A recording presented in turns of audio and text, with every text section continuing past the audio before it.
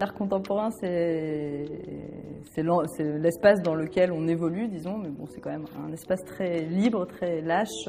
Oui, c'est plutôt le fait de travailler avec des artistes, avec des personnalités aussi singulières que Bertrand. Il y en a d'autres.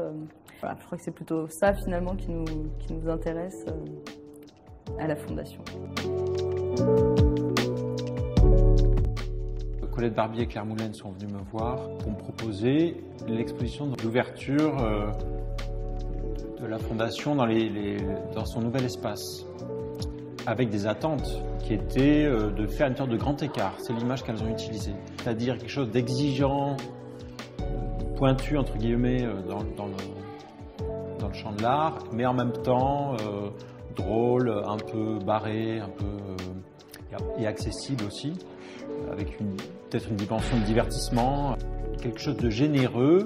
Et Colette Barbier a dit à un moment, on voudrait que tu nous fasses rêver. J'ai proposé cette sorte de parodie de prix, mais qui sont voilà, une sorte de pied de nez au prix Ricard. Donc j'essaye de recréer des sortes de généalogies, de catégories d'artistes qui répondraient à des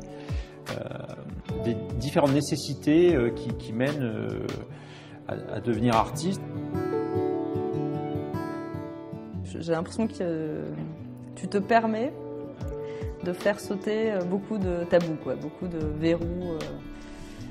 L'enfance, par exemple, c'est quand même un sujet impossible dans l'art contemporain aujourd'hui pour plein de raisons, soit très sordides, soit parce que voilà, c'est un sujet un peu naïf aussi, mais un peu de la même façon que tu t'empares de la figure de Dali, qui est quand même aussi une référence peu avouable, quoi. Le jeu et un rapport à l'enfance, peut-être. Voilà, c'est le moteur. Un décalque du cerveau un peu sinueux et riche, fécond de Bertrand Desoteux, donc à qui on a confié cette première exposition qui a invité 12 artistes. Il propose un parcours assez labyrinthique, sans thématique, mais qui est voilà, tissé de plein de récits. Il réunit aussi des artistes qui viennent vraiment d'horizons très divers.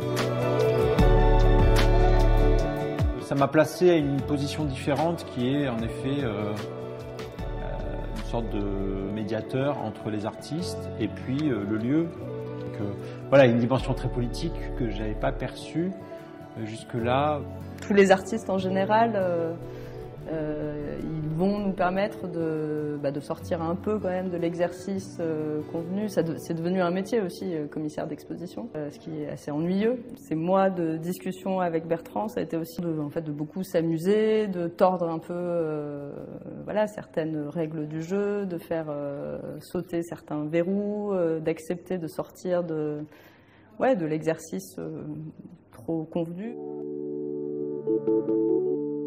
Ça permet de réenchanter, je trouve, un peu cet exercice aussi de l'exposition, de remettre du jeu, en fait, tout simplement.